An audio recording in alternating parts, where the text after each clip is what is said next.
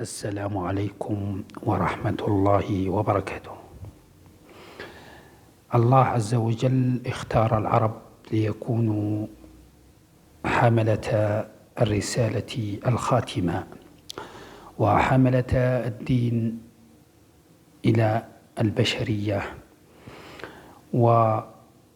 وبنبيهم ختمت الرسالات والأديان،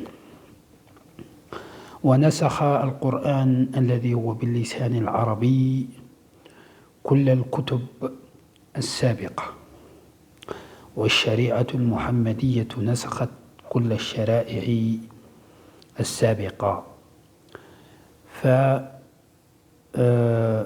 فهيمن القرآن على الكتب السابقة وكملها كما قال الله ومهيمنا عليه.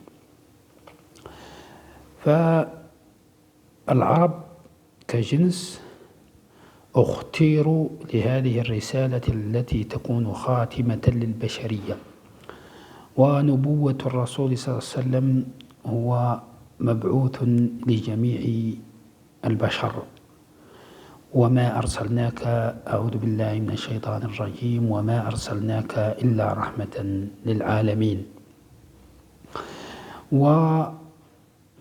والقرآن الكريم باللسان العربي، والسنة والأذكار والصلوات كلها باللسان العربي، والله يعلم حيث يجعل رسالته. والمجددون في التاريخ أغلبهم من العرب، كالمجدد شيخ الإسلام ابن تيمية رحمه الله تعالى، والمجدد محمد ابن عبد الوهاب. وفي آخر الزمان سيكون إمام المؤمنين هو المهدي القرشي عليه السلام. فهؤلاء كلهم من العرب، والرسول صلى الله عليه وسلم وصحابته وخلفاؤه الأربعة من العرب، وآل بيته من العرب، وزوجاته كلهم من العرب.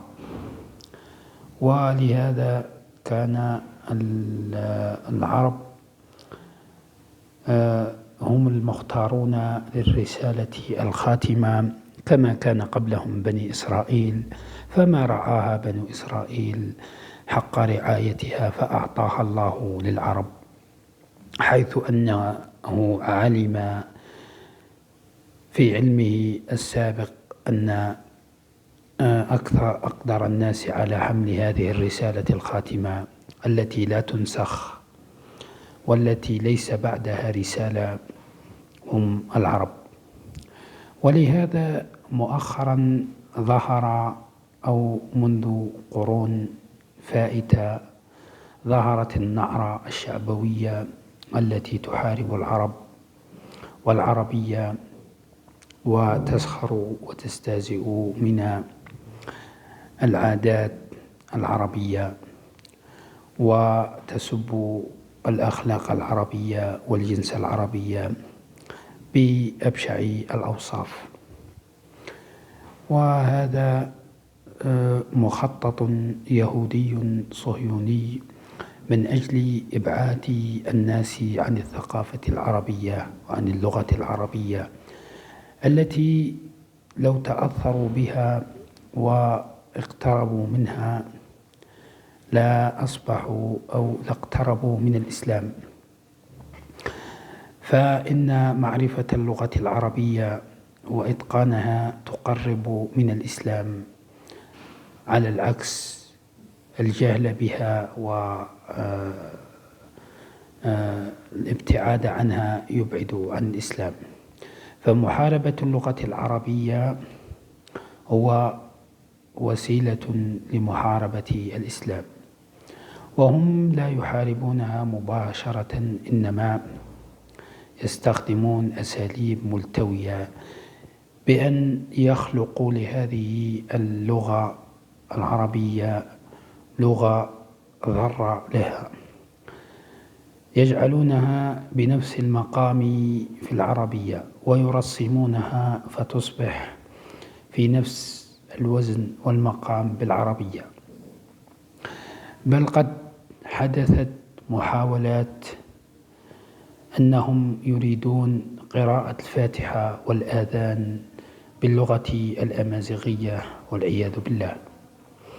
وهذا ما يجعل هذا المخطط الخبيث مخططا خطيرا، فلم يحدث مثل هذا في التاريخ قط، بل كان كل من يدخل الإسلام من العجم يتعلم اللغة العربية ويتقنها ويفتخر بها ويؤلف بها. ومن علماء الفرس والفرس ما ملئت به صفحات التاريخ من العلماء. وضرب العربية بلغة أخرى هو محاولة لإضعافها وتكسيرها وإبعاد الناس عنها، كما كانت فرنسا تضربها بلغتها الفرنسية وتحاربها وتمنع تدريسها في مدارسها.